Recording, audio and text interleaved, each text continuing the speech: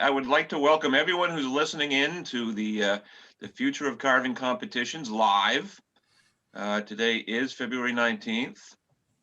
This is being sponsored by Wildfowl Carving Magazine. I certainly hope everyone who is here is a subscriber, but if not, we will make it easy for you to do that. You can also sign up for our newsletters. You can get the print magazine, and you can join the book club. If you are not in the book club, that means you have not yet received your copy of Competition 2020 until March 1st. It is available at the best price possible, only for our book club members. So I certainly encourage you all to sign up for that if you have not done it yet.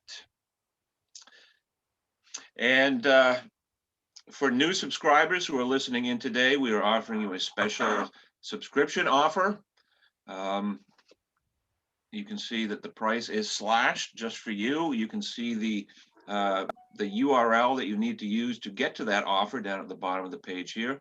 It is www.wildfowlcarving.com/WCP21. So take advantage of this offer. We are here today. We're going to be talking to representatives from some of the top carving shows. These are the shows that are featured in our competition magazine.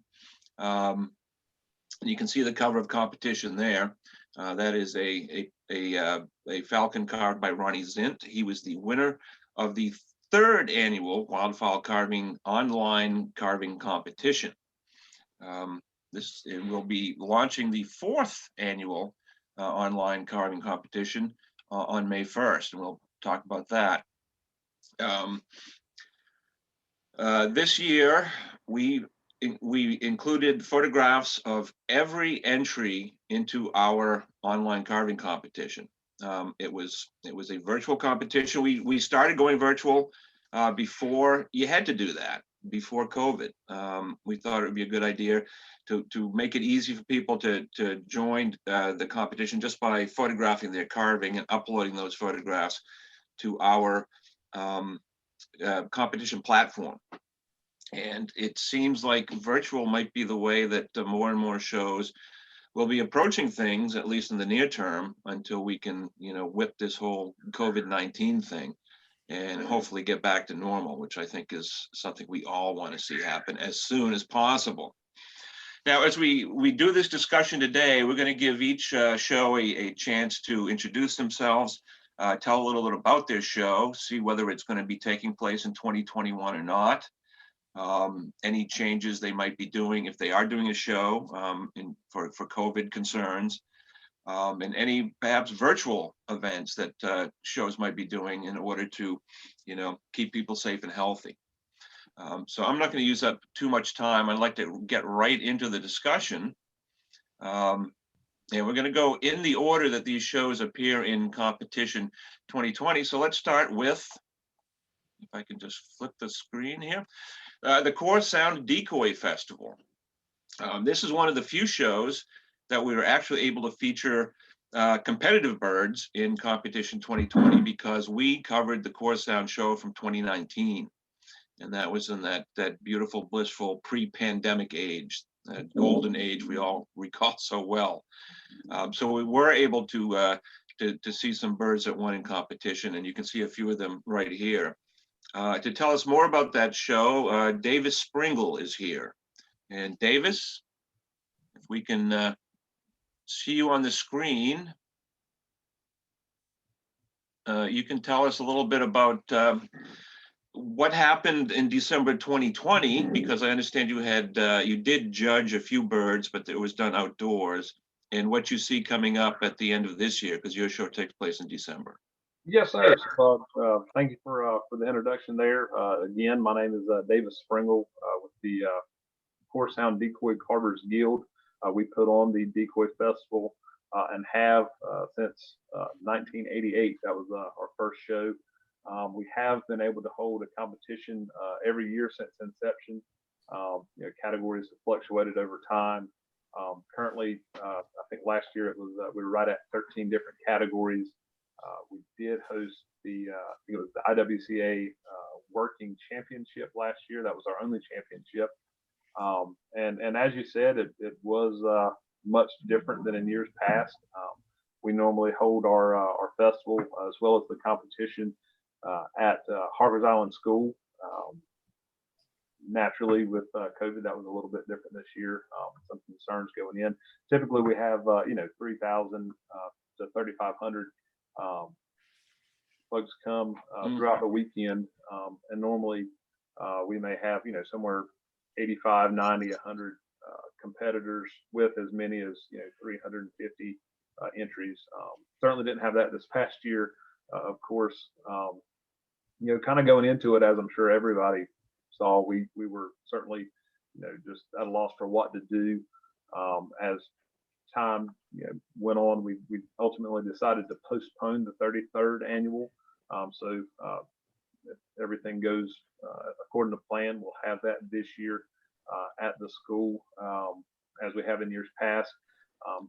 But like you said, for 2020, we were able to hold an outdoor tailgating event. That way, any of the vendors that normally come could set up, sell their birds, and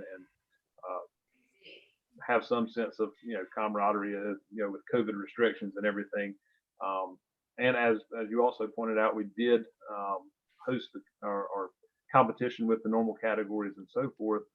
We did have it closed to the public, if you will. Normally we have it in the cafeteria at the school, where we have a gallery of both competitors and just folks attending the festival that can watch.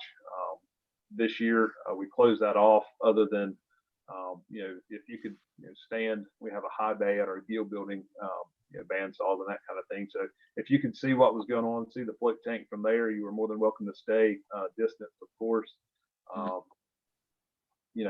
We were really impressed with the amount of birds that we had. That was in part, I'm sure, being one of the only shows that were taking entries. We had a good amount of birds mailed in. I think we had 12 or 13 competitors with some sent 2 or 3 boxes of birds. So a good number of birds for the IWCA championship as well. A couple of folks drove from Virginia, New Jersey, and brought good numbers of birds there. Really glad we did the show, because everybody going into it, we weren't sure what to expect, and that was, I would say, the biggest obstacle of are we doing the right thing? Right. We were fortunate where we have our own building, where we could host something like that. Going forward, I hope we don't have to do that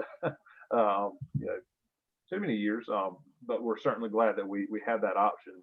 Yeah, definitely good there. Yeah, I was lucky enough to attend the show a few years ago, and what really impressed me with it is how much the entire community really gets involved in that weekend. And the entire elementary school is filled with vendors and participants, and it's really quite an event for Harker's Island. It is, and that was one of the things for us that we kind of hated. That normally, like you said, there's people lined up down the roads, and no doubt there was this year as well. But again, just you take for granted what 30 years of marketing does for something. And yeah. Well, now it's early, obviously, but have you had any thoughts about this December? Well, hopefully everything. I'm sure it won't be, but fingers crossed. Yeah, everything's back to normal. We've been saying that for a year now, I guess. Yeah. The plan is right now is to go forward with the 2021 show. Okay. We'll make a final decision as we get closer to that. We took as much time as we could this past year, to make that final decision, and just it was good to do. To see another way we could do it, but I think everybody's in agreement to hopefully have it back to normal this year. Okay, well, we will certainly hope for the best. Moving forward, we're going to move pretty quickly through the shows. We got a lot to cover. We have the Ohio Decoy Collectors and Carvers Association. Karen Higgins is here to tell us a little bit about that show, which usually takes place in March.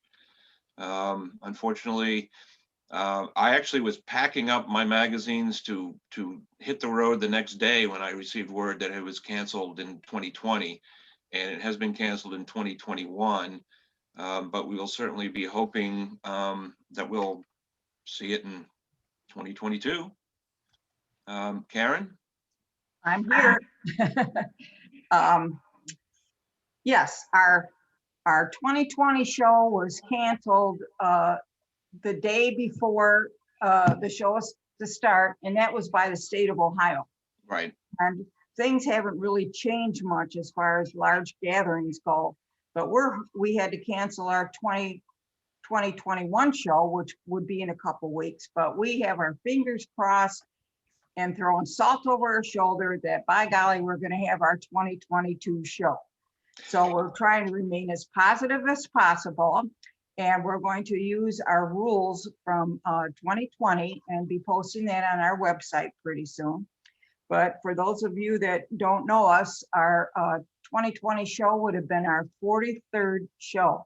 And that was to be held in Strongsville at the time. And after that was canceled, the Great Lakes Decoy Association reached out to us. Their agreement with their hotel was up and we were in the same boat more or less. So we agreed to move their show and our show to a new location in Independence, Ohio, which is just north of Strongsville, south of Cleveland, easy to get to. It's a win-win for both clubs because we are going to have the ballroom as usual in all of our contests, and they're going to handle room-to-room sales. We had a lot of members in common between the two clubs that sometimes had to decide, gee, which show am I going to go to? So now it's all the one weekend in the same location. So, but for those of you that don't know much about us, we have 23 contests over the weekend, and we try to raise about $11,000 in prize money. And our contests include IWCA, tank and table competitions, working and decorative, working shorebirds, silhouettes, palm fronds, vintage decoy, cocktail birds, dove contest, it ain't vintage yet, and environmental waterfowl. We have five of those contests. We allow mail-ins, so that's something to think about if you know, to enter, whether you're there physically or not. And our show isn't just about decoys. We have 2 contests, Rest of the Marsh and Rest of the Marsh miniatures, and that includes all the birds that are in the Sibley's Guide for North America, and that's been really popular. We also have a flat art contest, and from that image, we make next year's show button. And in the past, we've had wonderful artists like Adam Grimm, and right now I'm drawing a blank who all else participated, but people really love collecting those buttons and it gets you into the show. We're also the official host for the Ohio Federal Junior Duck Stamp Competition. And those entries are at our show. They're judged on a Friday morning.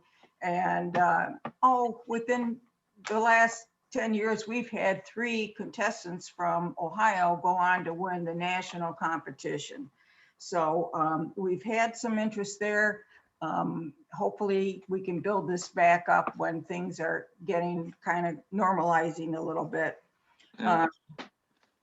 We also are popular in Ohio is the fish decoy and jigging stick contest that we have. And we move a small pool into the ballroom and fill it with water and judge them there. And we have 2 paint at show contests on Sunday. So anybody can sit down and we provide the blanks and they will paint, and the public just loves those contests, watching these guys and ladies and kids paint in that contest. And then also on Sunday in the Holiday Inn pool, we take the whole pool over and we have our Wildfowlers contest where working decoys are floated in the pool. And that's become so popular. We have a lot of sales right at poolside where people see how they they float and they just have to have them. So that's been real popular too. And Yep. then the other thing we try to do is build interest with the kids. And I know it's for all the clubs, it's kind of hard competing against the internet and everything else nowadays. But any student can enter any of our contests for free. But we've got a few contests that are especially for the kids. And one of them is the World Silhouette Contest. We provide that pattern in our rules, and the kids that show up with their entries, we will make sure if they choose to get that to the World Contest. And we've had quite a few in the last couple years that ended up there. The kids can participate in our flat art. And on Friday night, what we've been doing is we will purchase from Deeks Ducks, whether it's a songbird, a shorebird, even fish from them. Our volunteers will pre-prep them where they set the eyes and gessled them. But these kids will come Friday night with their iPads, with their phones, with their printouts. They're very serious about it. And then at the end of this, we wore them ribbons and they're on display for the weekend, but the kids get to vote what they want to paint next year. And we've seen some of these children from preschool attend every year up through high school, and it's been just great watching how they grow up and everything, and also how accomplished they are. Yeah, it's great to encourage the young people, and it's great to encourage everyone, I guess, with carving. I've been to the Ohio show many times. It's a great show, and I can't wait to see it come back. We have to move on to the next show. Thank you very much, Karen, and stay here. We're going to have a discussion afterwards. We'll go to the Canadian National Wildfowl Carving Championship. Peter Fortune is here representing them today. I understand the show has just made a decision today, I believe, about the 2021 show. Yeah, thanks, Tom, and thanks for doing this and hosting this important event. And hello, everyone from the Canadian Nationals, Waterloo Region, Ontario, Canada. I'm Peter Fortune. I'm the Vice President of the Grand Valley Woodcarvers Club. We run the Canadian National Wildfowl Carving Championships. I have with me today Zenon Gaval, who also is one of our key organizers. Like most everybody else, we had to cancel our 2020 show. It would have been our 31st show, but we had to cancel it because of the virus, of course. So we moved on to look forward to this year, and we thought about dates, and we considered the March date. March is really a lousy month for us up here with weather. It's not unusual for us to get a blizzard. And we also have a bit of a conflict with Ohio. And we also thought, well, if we move the date, we might get past this COVID pandemic. So we moved the show date to the end of September. But as Tom was mentioning, we did make a decision last night, actually. The club has decided to cancel the 2021 show. And the reasoning is really quite simple. We're 3 days out of a provincial-wide stay-at-home order, so it's a lockdown. That was only canceled on Tuesday. We've been experiencing lockdowns off and on since this thing started.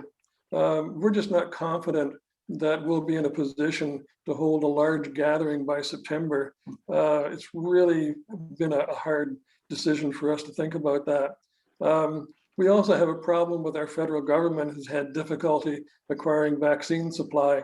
So it sounds like it might be September before we get the old shot in the arm. And that's just not enough time before a show in September. So regrettably, we're canceling 2021 and we're starting to look forward to 2022. Having said that, we now have the flexibility to think about what date we'll pick for next year. We are considering March, April, maybe September or October. Personally, I'd love to see it in the fall. Usually we have better travel weather, and that's important for the people that come to our show. Sure. So we'll keep you posted on that. Yep, please do. Yeah, let me talk about the Canadian Nationals for a second, because it's the Grand Valley Woodcarvers that puts on the show. And we have about 25 or 30 members, and we're mostly seniors, but we get everybody involved. We need every person in the show and the club rather to help with the show, as well as their families. We recruit everybody we can. But 31 years ago, the show hooked up with the KW Wood Show, and we ran our competition with them. And it worked out really well to about 6 years ago when the Wood Show folded and no longer exists. And we decided we'd keep the Canadian Nationals going and we'd go it alone. So we found a venue, which I'm sure we're going to stay with, which is Rim Park Sports Complex in Waterloo. It's owned by the city of Waterloo and contains a really nice, large, well-lit auditorium that's suitable for our show. But then we had to turn around and say, how do we do this? The Wood Show was very accommodating and gave us space. We needed to pay for all of this. So we started to fundraise very strongly. It became a priority. And in fact, fundraising to this day is vital to us. We need to fundraise every year to sustain the show. But we enjoy a reputation for putting on a well-run 3-day show. Upwards of 150 carvers attend our show, and they bring about 250 entries every year. Carvers come to us from just about every province in Canada, and we have our friends from the United States. In fact, one year we had a fellow who was a very accomplished carver come in from Puerto Rico, and he did win a number of key prizes at our show. So it was great to see him. The quality of our carvings, I think, has steadily improved, which I think would be echoed at the other shows.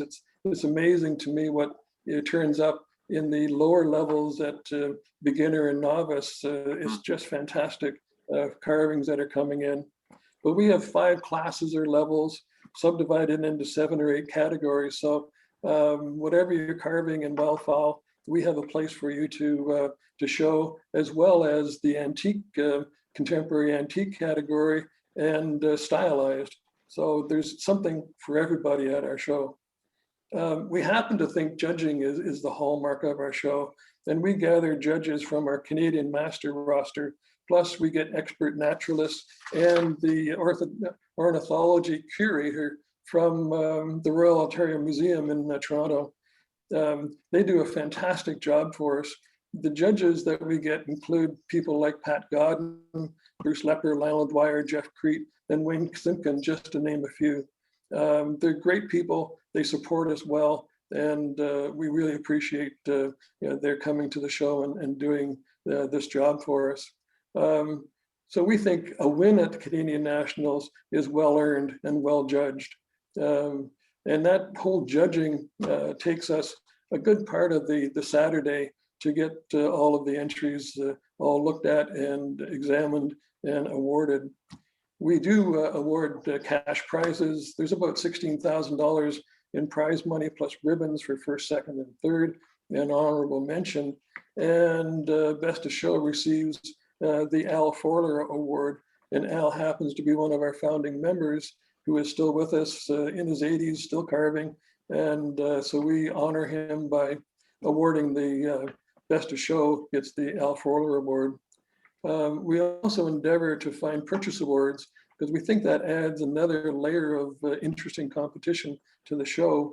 The prizes there can range from $400 for a champagne duck to one year we did $4,000 for a pair of ducks. We do have our sponsors waiting for our next show. The next show will see $3,000 for a pair of ruby-throated hummingbirds and $2,000 for a smoothie duck and $400 for champagne ducks. So we're excited to fulfill that. Just wish this COVID thing would be behind us. Oh, yeah. Yeah. We also feature a bunch of educational seminars for the event. And here our master carvers help us out a lot. And there are carvers that don't necessarily show at and enter birds, but they come to our show just for the seminars. It's really a nice thing to see. In fact, one year I was pleased that we had a falconer come in with her hawks, and it was really nice to get up front and personal with these magnificent birds. So we're always looking for ways to improve the experience at the Canadian Nationals. And I hope that everybody will follow us and see what is in store for 2022. I look forward to seeing everybody. Please go to our website. It's www.canadiannationals.net. Excellent. 2022. Excellent. Yeah, I mean, we've seen some incredible birds come out of that show, so we're hoping that tradition continues starting next year. We're going to remain in Canada. We're going to go all the way to the West Coast and talk about the Pacific Brant show. We got Bill Beasy here. That show usually takes place in April. I know it was canceled last year. It's been canceled this year, I believe, but we certainly hope that, Bill, that it will be coming back next year. Yes, greetings everyone from the wet coast. Hope the sound is okay here. Yeah, that's good.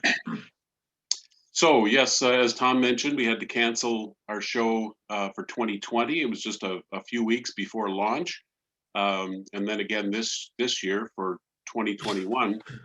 But we are planning to have our show the first weekend in April. That's our traditional weekend, unless it conflicts with Easter. So it'd be April 1st through 3rd. That's Friday, Saturday, Sunday. Friday is registration, Saturday and Sunday is the show. And our venue has been converted for other uses, so we're moving the show not too far, only about 9 miles northwest to the Qualicum Beach Civic Center. Now, where the heck is Qualicum Beach? Where the heck was Parksville? Well, if you know where Seattle is and you go northwest of Seattle onto the east coast of Vancouver Island, and you see a nice stretch of beaches and some eelgrass, if you're a Brant, you'd fly on down there, and that's where we are. So we are tied in with an annual festival, the Brant Wildlife Festival, that has lots of different events, lectures, hikes, bird watching events, eagle releases, that sort of thing. And that has been going on now for 30 years. We're coming up on our 30th anniversary show, and we celebrate this migration of the geese up the west coast, the Brant geese.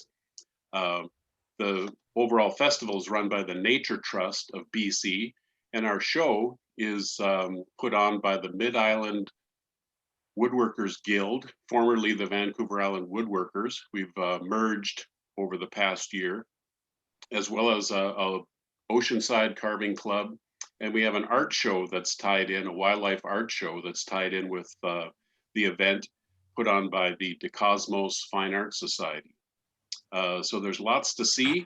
One unique aspect of the show is that just a few minutes away from either the hall, we used to have it, or from this Qualicum Beach Civic Center, you can go down to the coast and see Brant. It's a really good time of year for that.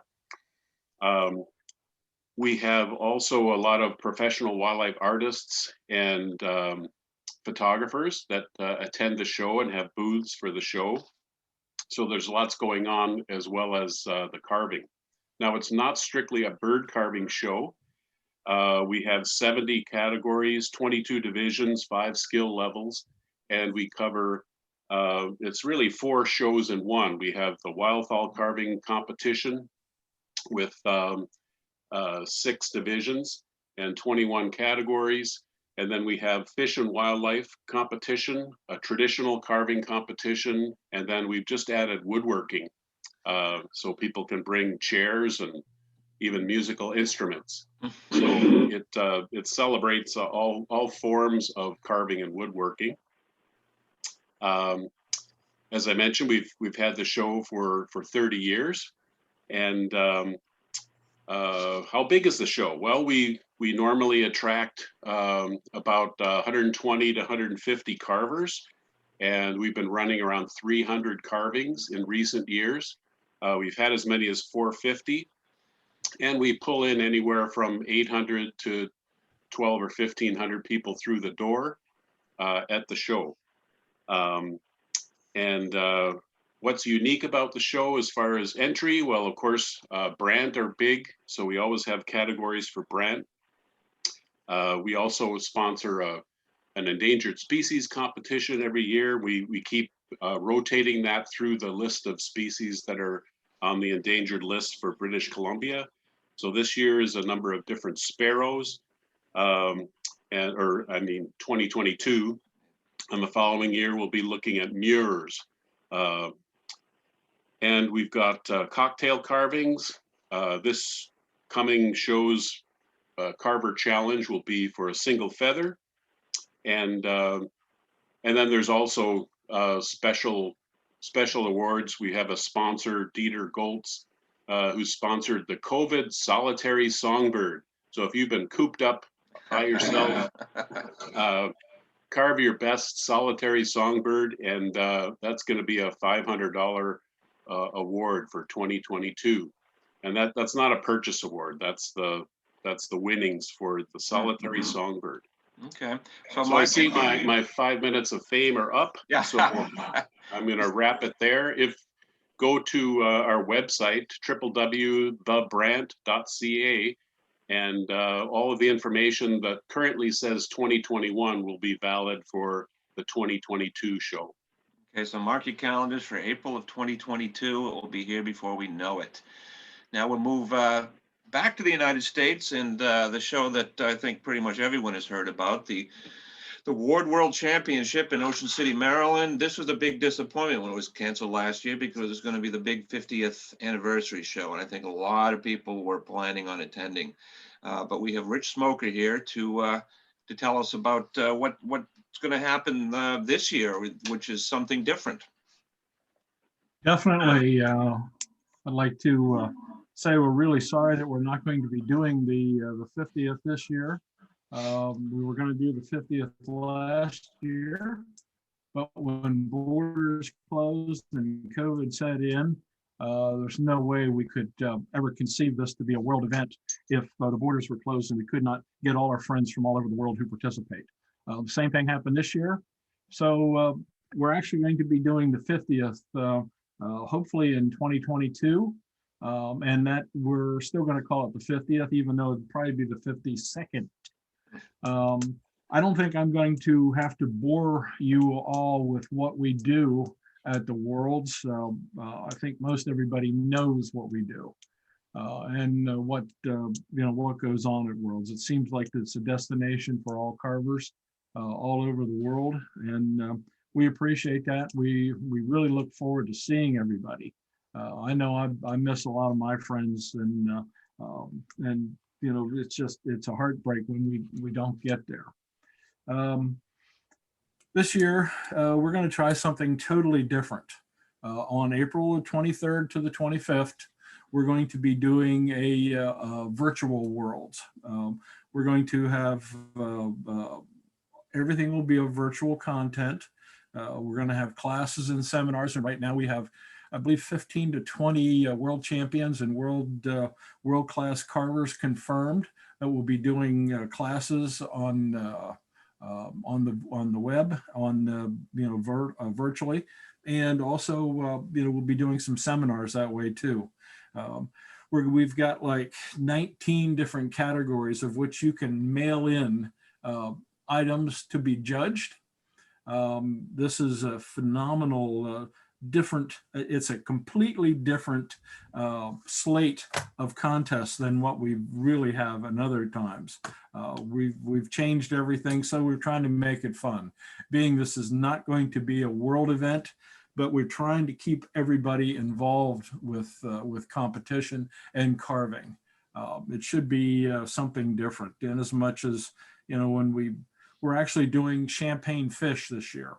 Both a lure, a decoy, or a non-floating champagne fish decoy, or a decorative fish. Everything will be on the website. If you go to the Ward Foundation, Ward Museum website, you can pick up all the rules, regulations, specifications, edicts, and bylaws right there. Mm-hmm. We're trying something different with contemporary antiques also. Instead of doing something that everybody's used to, songbirds, ducks, geese, everything, I should have said shorebirds, but we're going to be doing songbirds this year. And it's going to be a pristine songbird. Any songbird in our 3 categories of songbirds, or 3 different divisions of songbirds, will be eligible. And this will make it you want to make them look like they've been on the mantelpiece.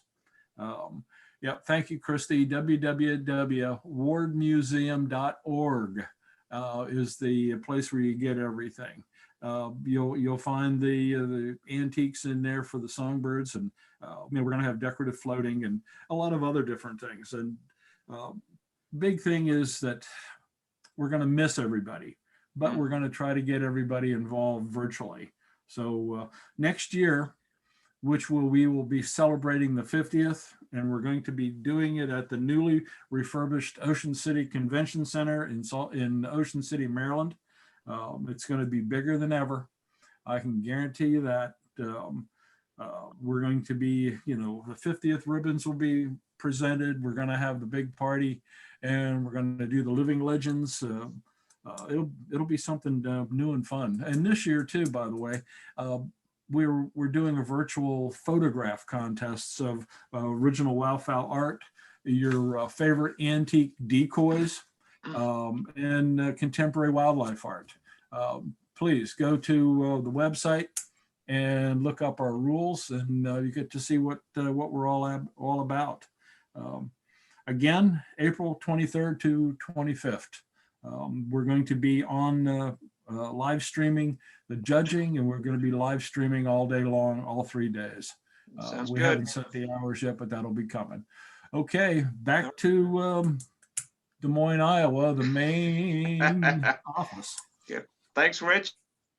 Of course, we all missed the ward. It is a fantastic show. So we'll see you virtually in April, and hopefully in person in April of next year. So we'll move on back to Canada. We have Don Young to tell us about the Prairie Canada Carving Championship, another show where you really see some really fabulous work coming out. Well, hi, everybody. Thanks a lot for the invitation. Tom, it's a good thing you're doing here today.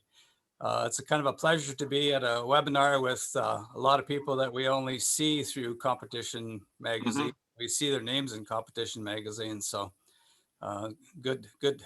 My name is Don Young. I'm the competition chair at Prairie Canada Carvers Association, and we put on a show every April, usually about the 3rd weekend in April. I have a great large crew of volunteers that help put on this show, and it's really usually a wonderful experience. Our Prairie Canada show we also have categories for traditional carvers and fish carvers. And so we're looking after about 77 different categories every year. And I think we have quite a successful show. So we were to have our 34th consecutive show last April, and of course it was canceled. So we were trying to have our 34th show again this year, but kind of like the movie Groundhog Day, that's not going to happen either. But good news, we are going to have a type of show this year for 2021. We are going to do some modeling after the Worlds and try a mail-in small show. So there'll be no public wandering through to admire the work. It'll be strictly a mail-in type of show, and it'll be very reduced in numbers. We're going to have lots of categories for small kind of mailable type carvings. We call them cocktails here. Most of you know them as champagne size. We'll have some vintage antique decoy type of carvings as well as some traditional categories. So we're trying to have something for everybody, but not everything for everybody. So we'll see how that goes. So that's going to be on May the 14th and 15th weekend this year. There are details on our website. It's prairiecanadacarvers.com. So it's pretty easy, prairiecanadacarvers.com. As I said before, we have a pretty successful show. We're not really worrying about our survival at this point. we try and do something new every year. We try and have a couple of new categories just to keep the interest up. And one of our big things is having attraction, something to do for the people that come and visit. So we all get hundreds of people coming in the door that are not carvers, and they walk around once and then that's about it. So we try to have some live things going on in our show. One of the things that we do is we have workshops going on the floor at the, during judging and the whole time, the 2 days, Saturday, Sunday. And it's kind of tough for instructors. There's a lot of noise in there, but visitors really do like to stand, and they're invited to stand and watch and see what's going on, and try and get that feeling that maybe they too want to join in this kind of an activity. Oh. So Prairie Canada is we're a club for everyone, and not really a club. We're an organization. We put on a show. We promote carving as a worthwhile endeavor, and that's a little bit about our show. We have some good ideas, so hopefully we can do more discussion as this event goes along. Thanks, everybody. Thank you very much, Don. We're moving on. We'll go to, oops, don't want to move on too fast. There we go. We'll go to the Pacific Flyway Wildfowl Art Classic. Jim Bercio is here to tell us a little bit about what's going on with that show. Jim, traditionally it's in July in Sacramento. Is that going to be happening this year? That's a great question. In Sacramento, well, in all of California, we are at the under the control of the state with this pandemic, but it's kind of unique in that one or two counties might open up while everybody else stays closed, depending on their count. So that could work for us, or that could work against us. What we hear is that the state is looking at opening things up at the end of September. So we are right on the cusp, because our show is the 24th and 25th of July. So people can, we'll probably know maybe around the first week of June. I suggest that you check into our website, pacificflyway.org, right around early June, and see what the status of the show is. And, we'll go from there. Our show brochure will come out probably around the 10th of March. It'll be posted on our website. So pacificflyway.org, the show brochure will be there, and then our members will get a hard copy mail. A little bit more about our show. We had talked about the world, what the world's doing with their model. We don't have the experts with technology to pull off cameras and microphones and live streaming and all that stuff. So that's not a consideration for us. So we're either gonna give it a go in July, or if we're not available, then we'll do like everybody else and roll over to 2022. We have close to $30,000 in prize money. We usually have around 450 carvings. We have some fun categories like palm fronds, vintage carvings. This year we were gonna get carvings from the 1980s. Doubtful antiques is a fun one. CWA does a 3-bird rig where the rig is judged in a marsh in early June. The judges whittle it down to 5 rigs, and then those 5 rigs go on to the show and are judged in a tank. One of the things that we do is we go around and we teach seminars. I'm kind of the lead on this educational outreach thing. So we teach seminars. We teach 6 throughout Northern California, and there's one in Nevada. And most of these are one-day learn how to carve seminars. And one of them is a 2-day. We carve it one day and we paint it one day. And then what we do is we have a class at our show for competition called bench class. So you took a seminar and you got some help, and you can enter your bird. By taking the seminar, you get a free membership. You can enter your bird for free.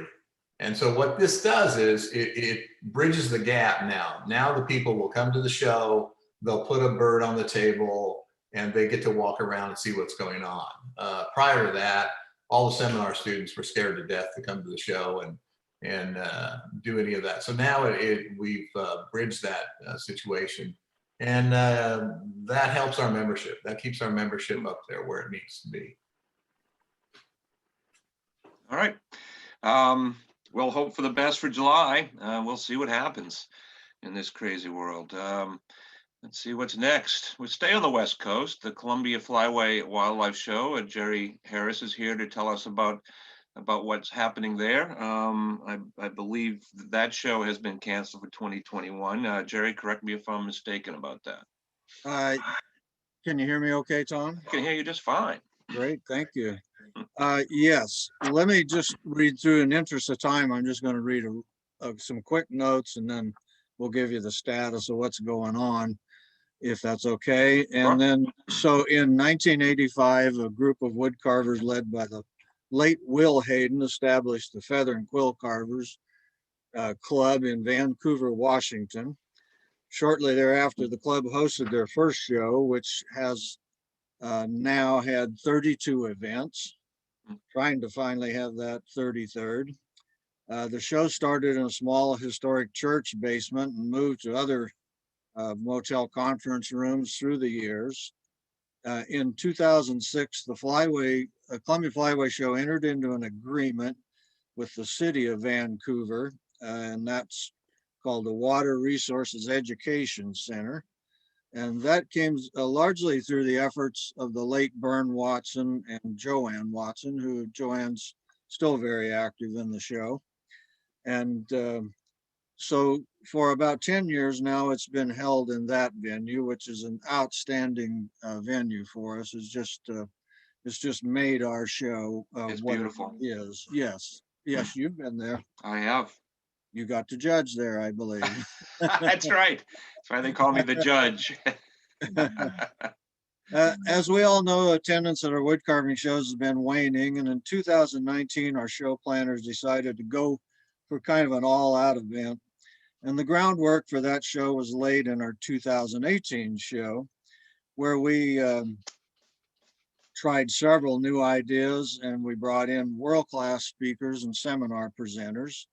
And the results from that 2018 show, once again, were very encouraging. So the all-out show of 2019 were more new ideas were used. And once again, we had a nonstop 2 days of world-class presenters. That show in 2019 was so successful that we almost ran out of room to display carvings. We set records in number of carvers entering, number of entries, and attendance. And I wished I had those numbers in front of me, but I don't. But they were substantial gains over what the show had done. And it was most people were pretty impressed with what happened that year. So once again, we were planning an even better show for 2020. And of course, we all know what happened there. Yeah. We, like everybody, had to cancel. So since then, we've been planning for 2021. We were given a show date by our venue sponsor, the city of Vancouver, Washington. However, that venue has been closed for a year with no plans to reopen at this time. And seeing as how that building is so important to us, we just have to have that to do it.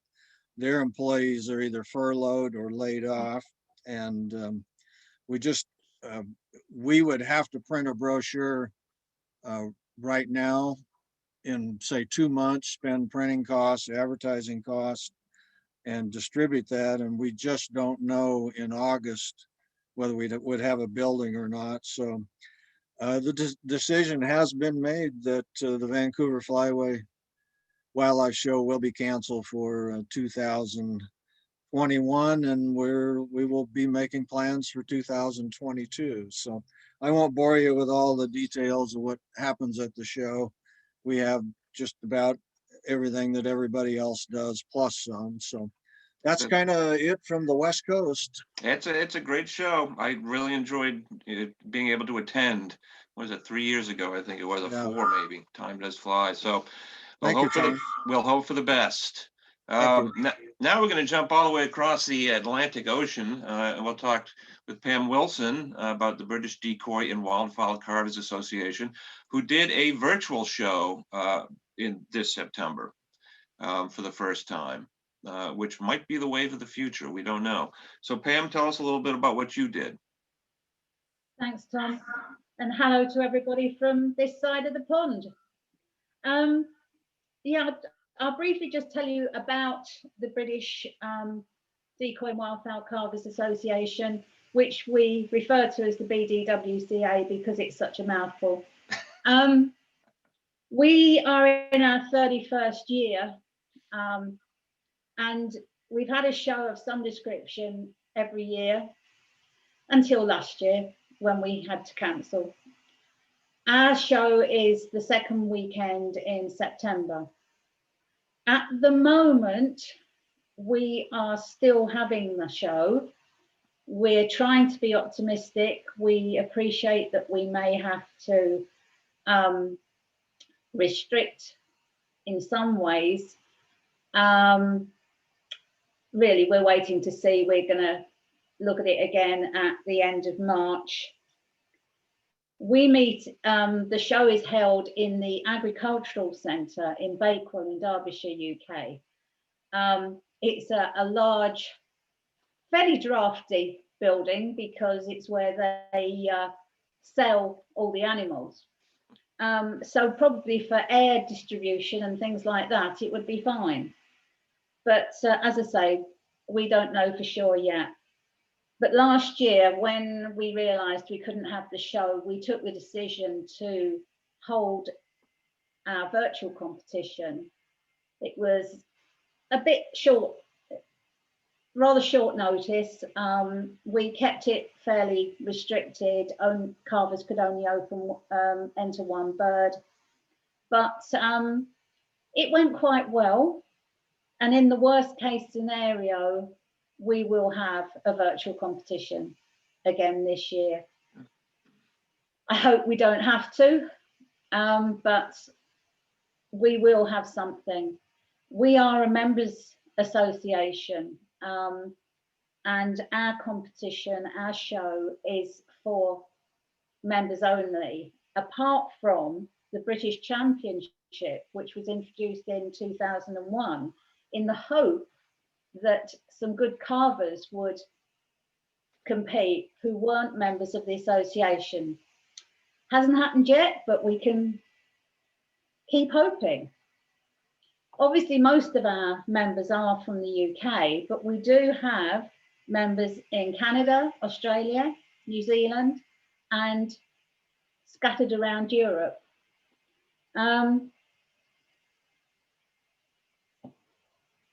Oh yes, Tom said, are there any differences to our show?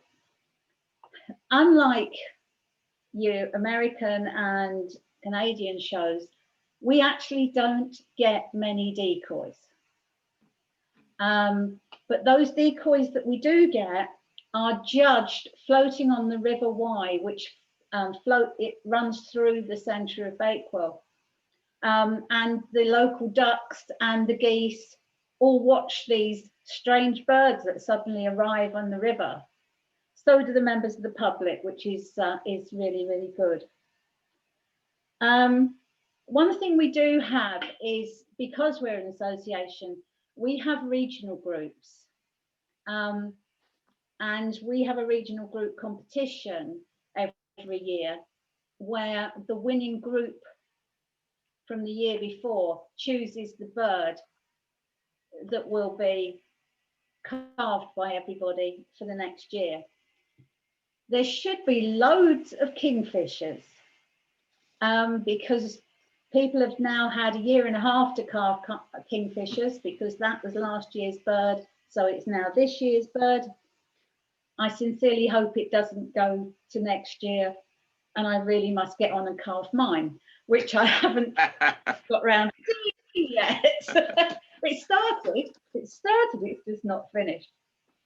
So our show is not huge.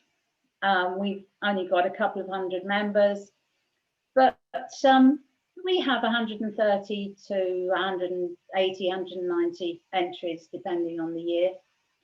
And along with everybody else, we fight to get youngsters interested in the competition, interested in carving. But we have got a current youth champion who I actually know is on this webinar.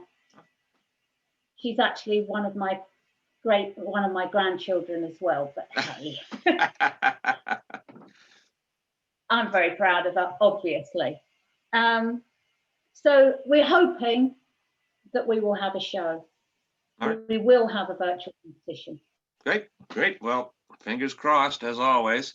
Moving forward, we'll go to Louisiana. Joe Agusin is here to tell us about their show. As far as I know, you're still planning to have your show in October. Is that correct, Joe? Yeah, I've been doing this. I'm standing in for our president, Gene Abear, but so my presentation is going to be pretty short. But we've been doing this for, I think this is our 47th year. 2021 would have been 47 years for the Louisiana Wildfowl Carvers and Collectors Guild. And as the year, it used to be a really big thing. Now it's gotten a little bit smaller, so it's always a struggle, and we keep on trying to increase competition and the number of people that come to the club.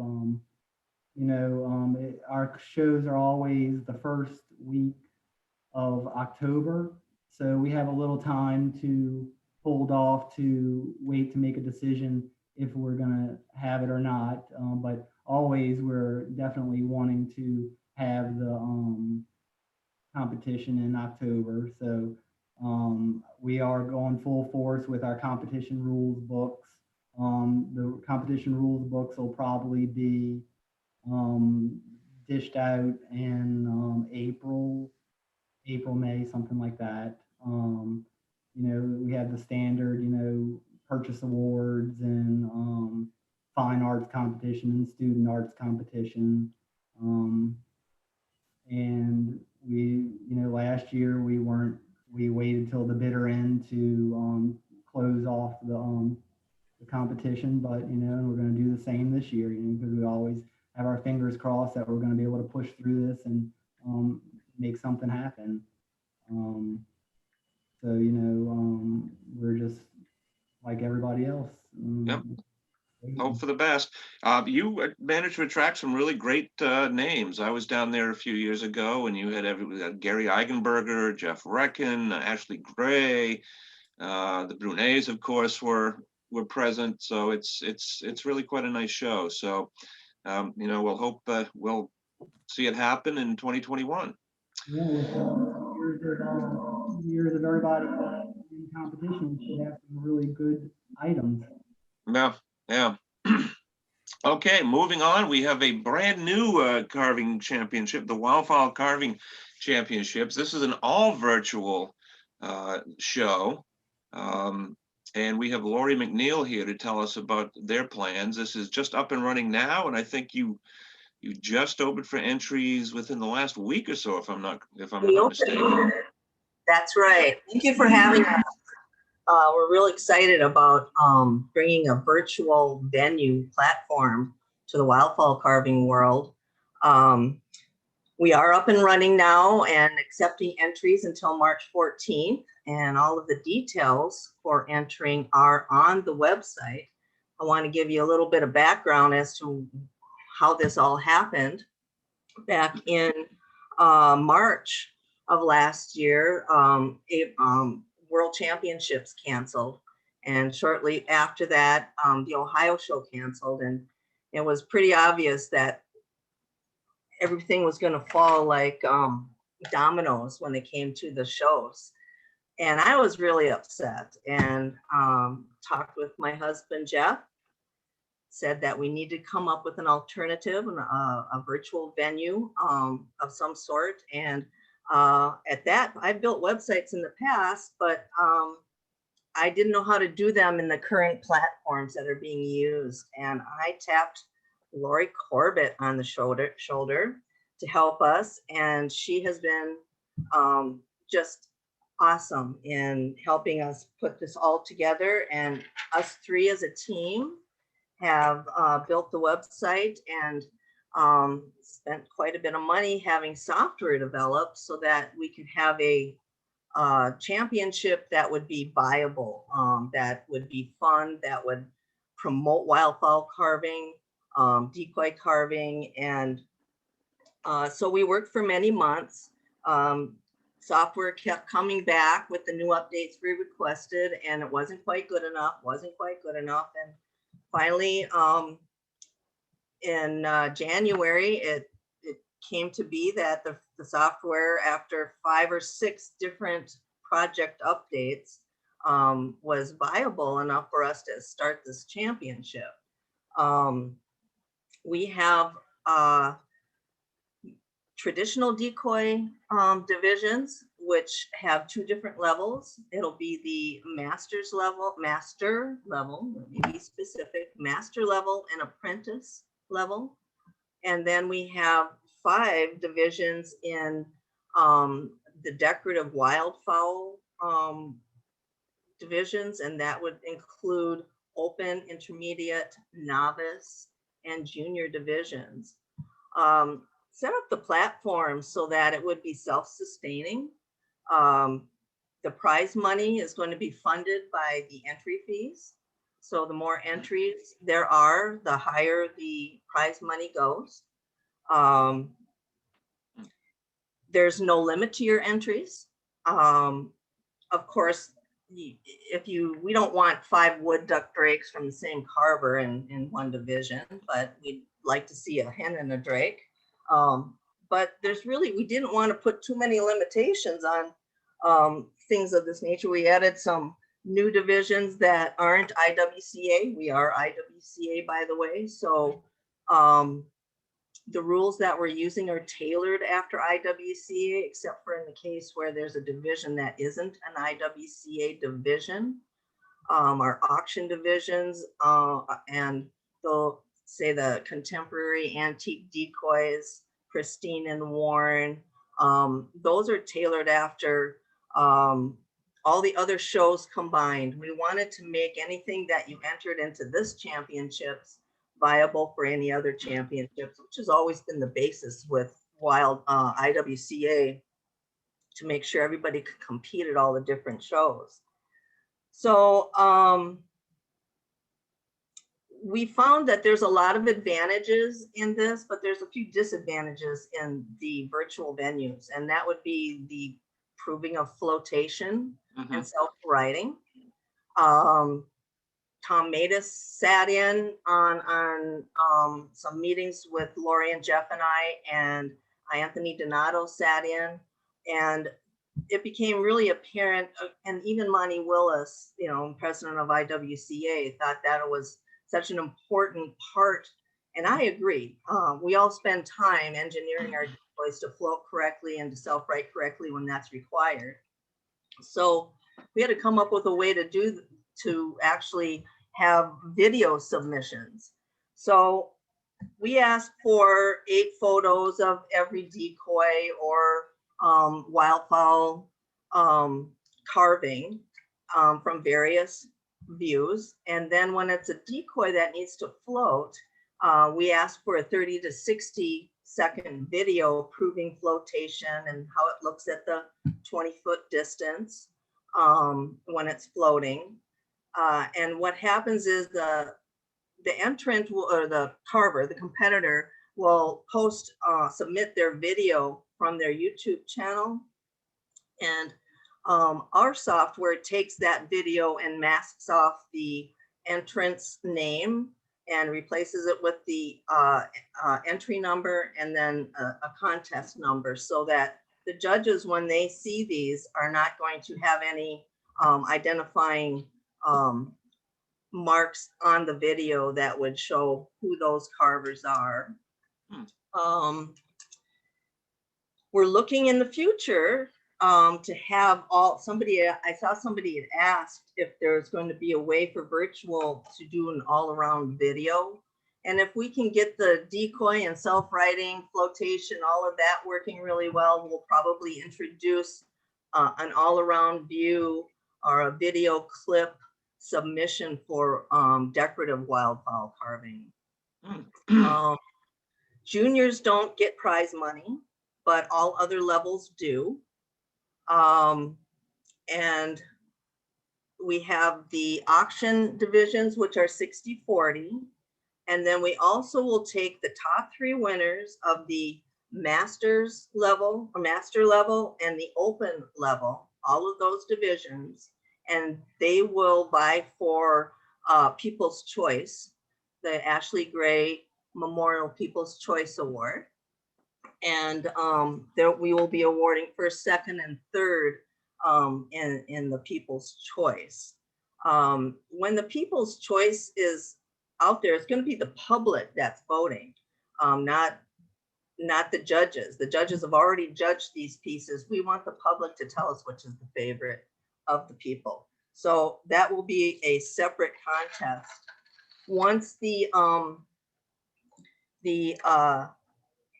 championships have ended, the auction items that have been entered are donations. They're 60-40. Carvers get 60% and we retain 40. We're using escrow.com so that we have a smooth transition of the transaction. So you would have your cocktail bird. All of these auction divisions are fairly small, easily mailed, lightweight pieces that'll fit into USPS mailing boxes that are free flat rate boxes. So you would have your entry ready for mailing and it will go to auction. When the auction ends, you would package up your bird and mail it off to whoever the bidder was. And what would happen is the bidder would, or the buyer would pay escrow.com. Escrow.com holds onto the money until you actually ship the item. The item is received by the buyer and it's okayed, and then the funds are released to you. So we'll be able to do this with entries that have nothing to do with the auction for carvers later on, because we're going to have all of these pictures. I mean, not just, generally speaking, what happens at all the brick and mortar shows is first, second, and third place is the only thing that's ever seen again through Competition Magazine and other social media venues. But for this, every entry is photographed. And we feel that having all of these entries that will be available forever in an archive of, this is the 2021 Wildfowl Carving Championships, is going to give an opportunity to everybody to promote wildfowl carving, whether they're promoting themselves or their own shows. And this software that's been developed is actually can be customized and tailored to any venue.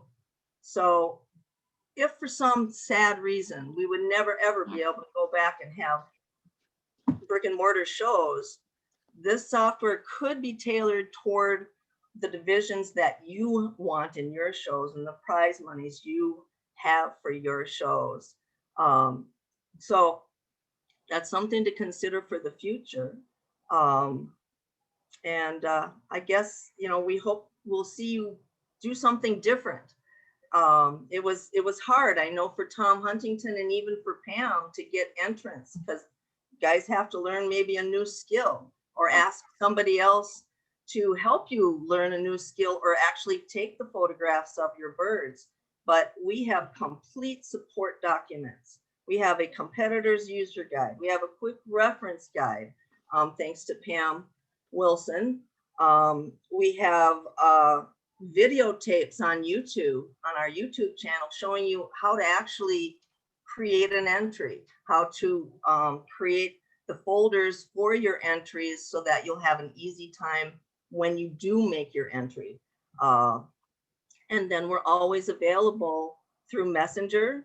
I'm up at 6 in the morning until about 3 o'clock in the afternoon, and Lori's on from about 11 a.m. until she goes to bed at night. So we have a lot of the hours covered for if there are any questions, if you're having issues getting your photos uploaded or whatever. And then on Saturdays, every Saturday, 11 o'clock in the morning Central, we meet via Zoom, just like this, for anyone to come in and ask us questions. We've also used it for doing our beta testing, where Leo Long and Pam Wilson have been just so very helpful in testing our software so that it could be the best it could be for everybody else. One thing I do want to quick add before I finish is that with a virtual venue, you guys could have submitted your virtual entries to Wildfowl Carving Championships, and you could be the same weekend that you're competing at Wildfowl Carving Championships is being judged. You could still be at another venue competing your pieces in person. There's no shipping fees to pay for. There's no risk in shipping. You got a documentation of all of your carvings, which I think everybody should have been doing from the very start, but we never had these tools. Now we do. Everybody's telephone can take these pictures. If you go and look at our support documents, any digital camera can do this. Yeah. You can take the videos too. So we're really excited, and we hope that we're going to see some more entries in the Very near ambitious. It's a very ambitious undertaking, I have to say. I'm gonna now stop the share here. We've actually discussed a lot of just the show presentations. We've discussed a lot of interesting things. For instance, virtual competitions, which are different from in-person competitions. I don't think they'll ever, hopefully, replace them, because you do lack the social thing. And that's one thing that people love about their carving shows is they get to see their friends and acquaintances. They get to, pick up the birds in their hands, and that kind of thing. But it's been kind of forced upon us, to do virtual competitions instead. Now, one question I have is, and this is just anecdotal evidence, but how do you think people are going to feel when, and I'm saying when, not if, the live shows resume? Is there going to be just this pent-up enthusiasm? Are we going to see bigger crowds and more entries? Or do you think people are going to say, well, maybe I don't need this in my life anymore, and end up with lower, numbers of people participating? And I'm just throwing this out for discussion for everyone. If you want to unmute yourself, that might make it easier too.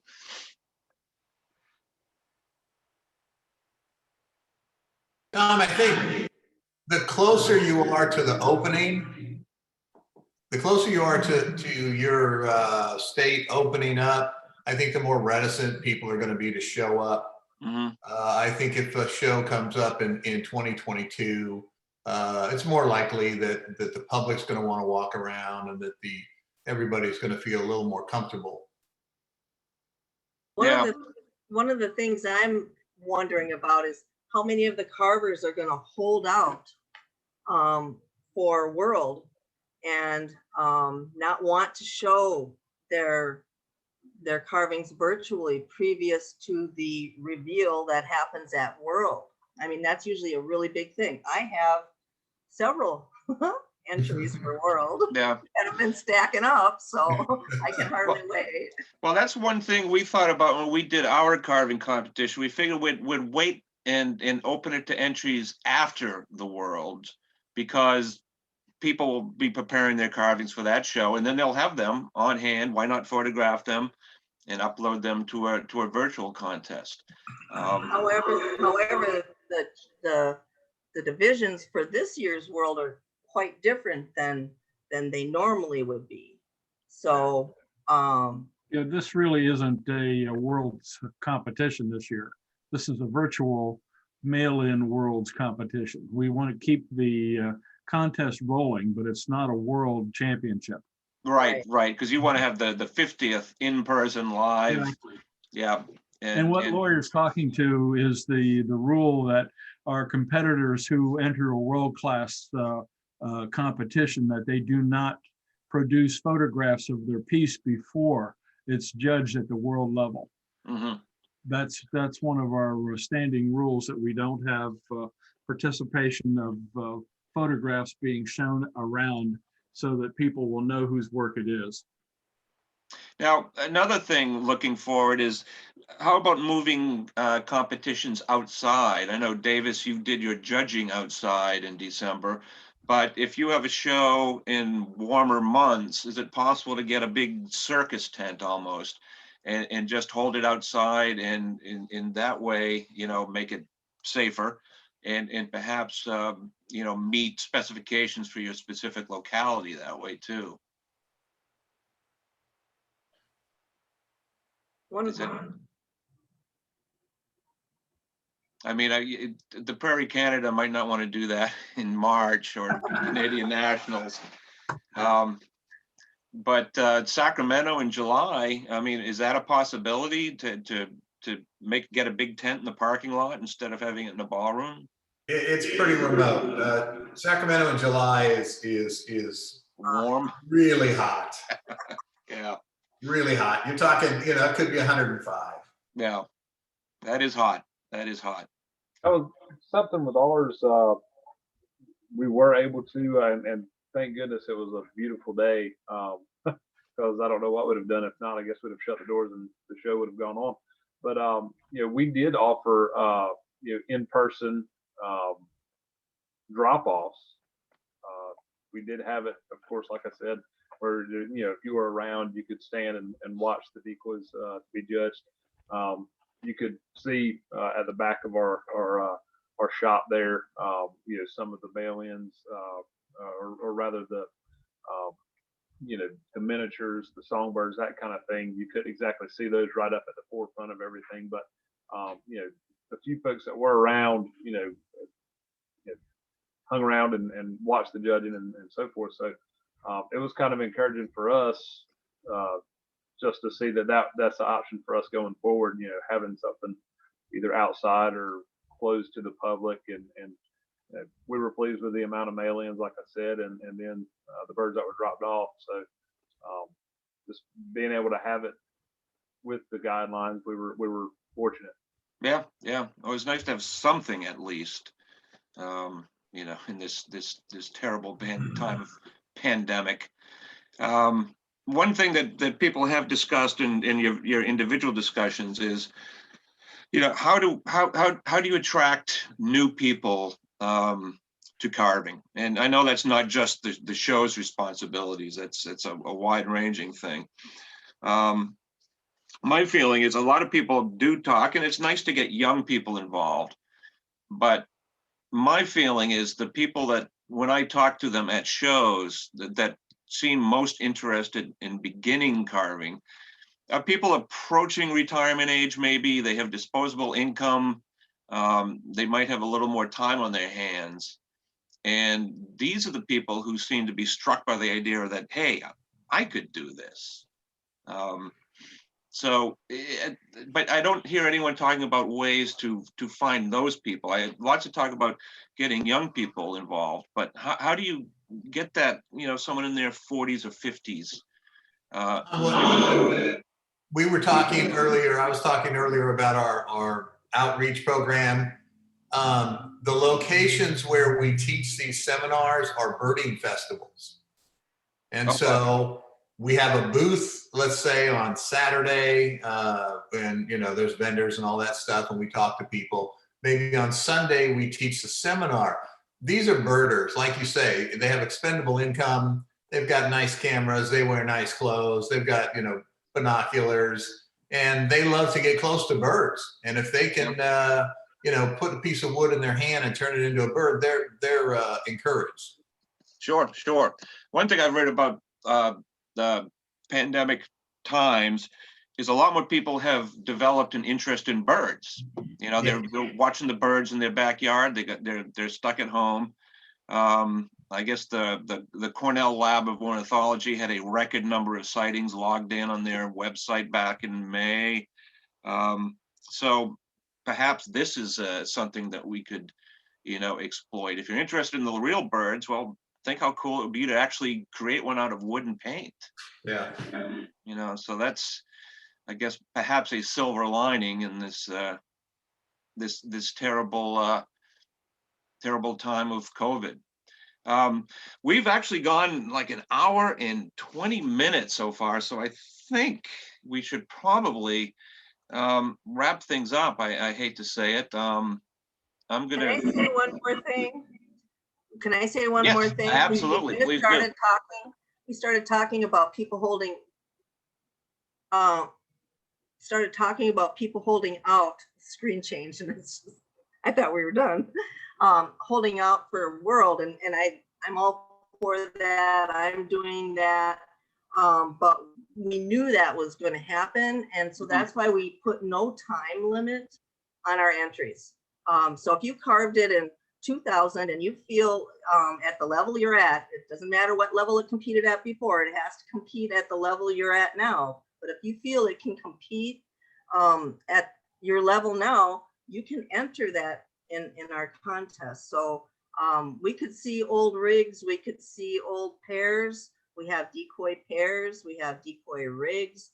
So go poke around our website and see all the different opportunities that there are if you will take the time to photograph your entries.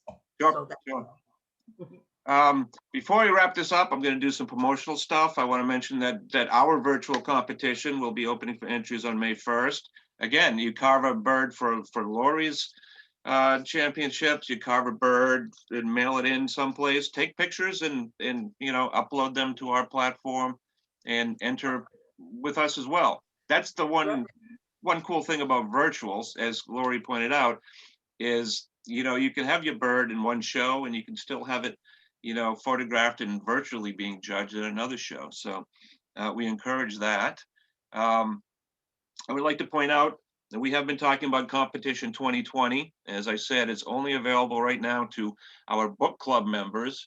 So if you would like to get it before March, sign up for our book club. You get it at the best price possible. And I encourage you to do that. We're going into it. I was wondering, how are we going to do a competition this year? And we ended up getting some really interesting stuff about the history of carving shows. We did have a few virtual competitions. We had the Chesapeake Challenge, which the Ward Museum did. And we got those winners in. We had the Core Sound Festival winners in. So it's quite an interesting book, despite all the challenges of putting that together. We have answered a bunch of questions, I think, in the individual presentations. So I think we're probably going to have to skip over that. If you want to send in any questions via Facebook, please do, and we'll try to answer those. And we have a special promotion for people who have been participating and watching the webinar. We have some great savings on items in our shop, including back issues of competition. Look back in those golden years when you could actually congregate in huge masses in public places, and imagine what that was like. It will come back. We'll be doing that.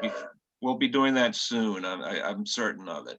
And when we do come back, make sure you support your local carving show. yeah. It is just a great way to encourage people to do great art, and it's a great way to experience great art. So even if you don't carve, go to the shows and see the work on display. It's definitely worth your while. I would like to say thank you to all our panelists. I really appreciate you taking the time to do this. I think it's good for people to hear that these shows, they might be in limbo, but they will be coming back. You're not going anywhere. Yep, we're not going anywhere. And while we're waiting, you can enter virtually, and I encourage you to do that. So before too long, we will see you in person. And I look forward to that. And thank you for taking part in this. And Thank you, Tom. Thank you, Tom. good Thanks, night, Tom. good morning, and good afternoon. Fantastic. Okay, thank you. Smiling, keep the faith.